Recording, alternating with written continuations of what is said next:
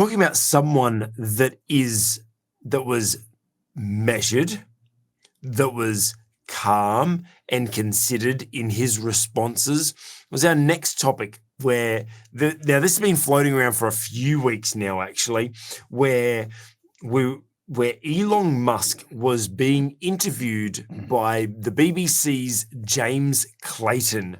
Now, if you haven't watched this interview, I encourage you, watch the interview. It is actually a really, really good interview. I think that James did a great job with a lot of the interview.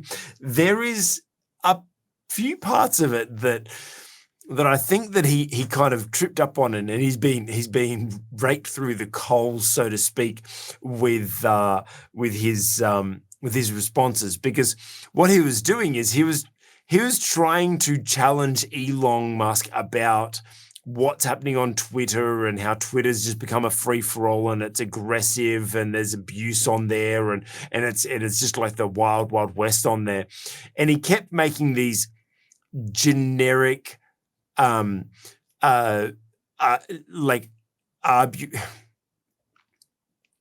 now lost that word.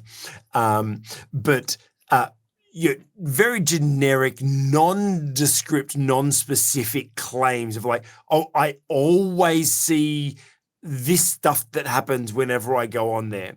And then Elon Musk did this amazing thing in response to a critic, where he didn't just turn around and just go, well, yeah, all right, and then try to get defensive.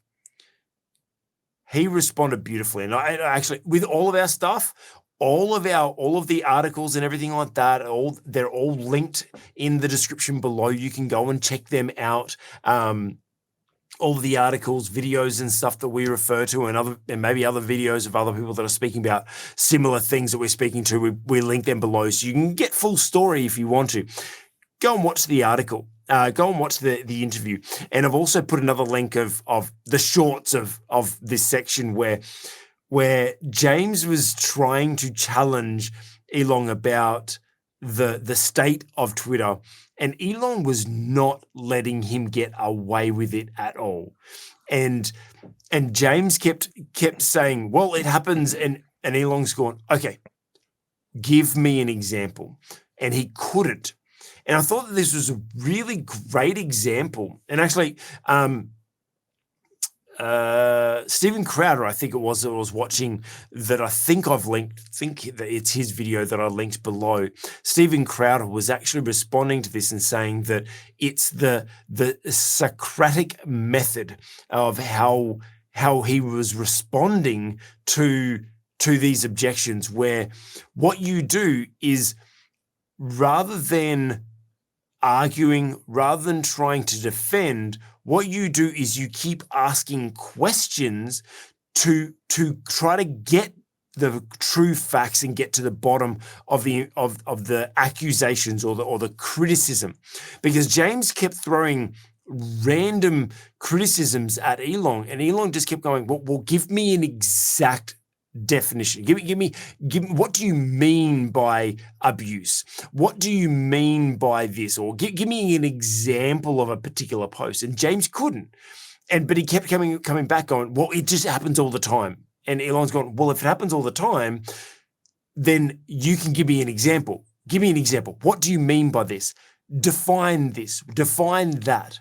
And I think that this was a great approach from Elon Musk to respond to criticism by not getting caught up in getting defensive, but being specific about asking for the facts. Go, okay, please define. Let me understand what you're saying, because I feel like, and my mind instantly goes to arguments with my wife or arguments with exes or whatever. And I'm sure you've had relationship disagreements before, where when you're disagreeing about something, rather than you both trying to actually get to find a solution, both of you are just either trying to attack each other or just trying to defend yourselves, right? Trying to prove yourself right, which isn't the best method.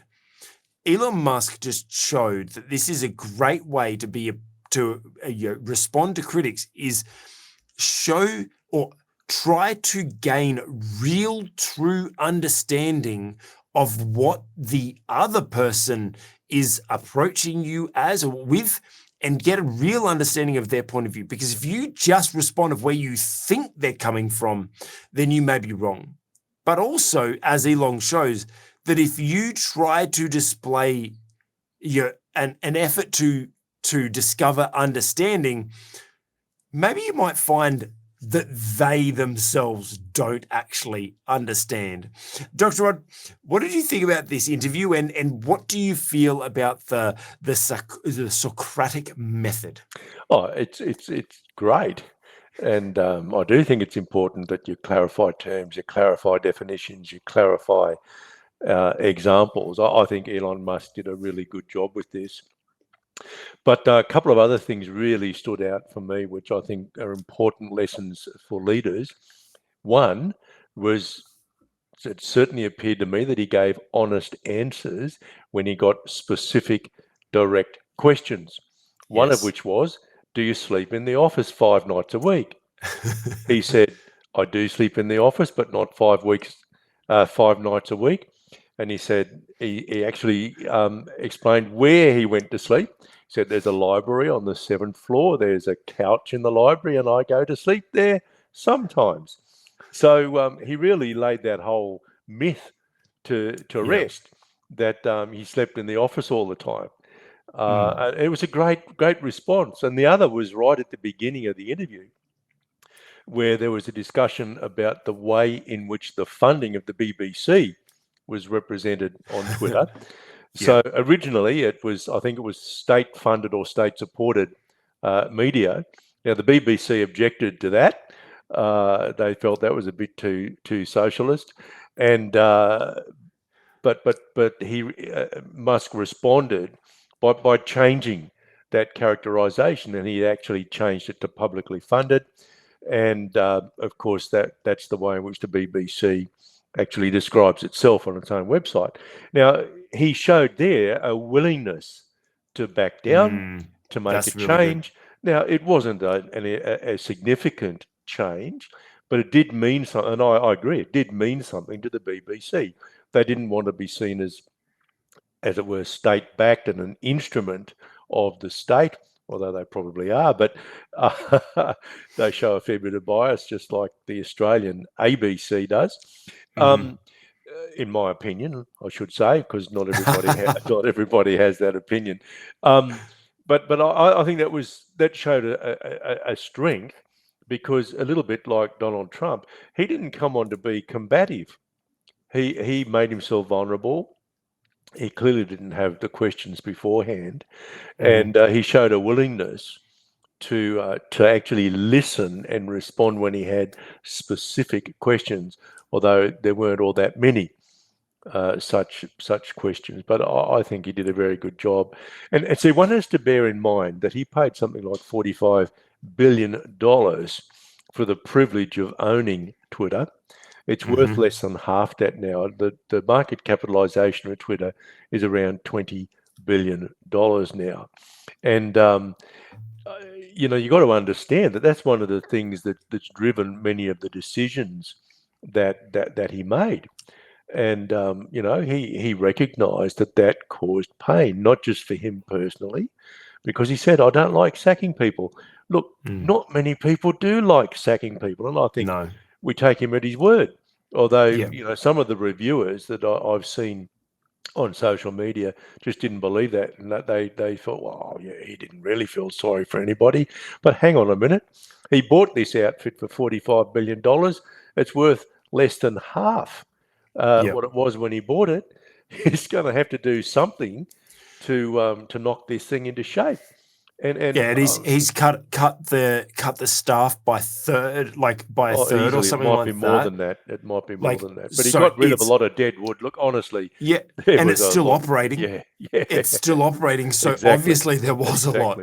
Exactly. Yeah. And apparently now it's not. By last reports, I actually think it's cash flow positive now. I think it might be. Yeah. For the first time ever. So he's doing something right, so Yeah, I just,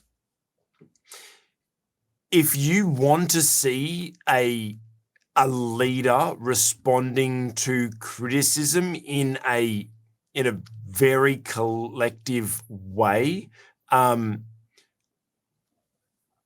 I feel like watching Elon Musk. Actually, there's actually a lot of YouTube videos that I've seen of body what do you call Body it? language. Body language experts and everything like that are seeing, that are analyzing like his movements and stuff like. It's really interesting. And look, I wouldn't suggest trying to replicate Elon Musk, because he is quite obviously on the autistic spectrum, and he accepts that and acknowledges that. Like, he knows he's not normal. I don't say watch this and mimic his movements or anything like that. But watch it and just look at how he responds. Like Dr. Rod said, he just cleared up facts. And I think you're right, Dr. Rod was right. It's very rare to see someone, especially someone that's so dominant, the most wealthy person in the world. Well, he was until he lost or spent a bunch of his money and got, but still one of the most wealthiest people in the world. And he himself, he's driven, he's this like futuristic, like he's a forward thinker. He's taking people to the moon, like he's doing stuff. But he was willing to admit that he was wrong. He was willing to change his mind about something.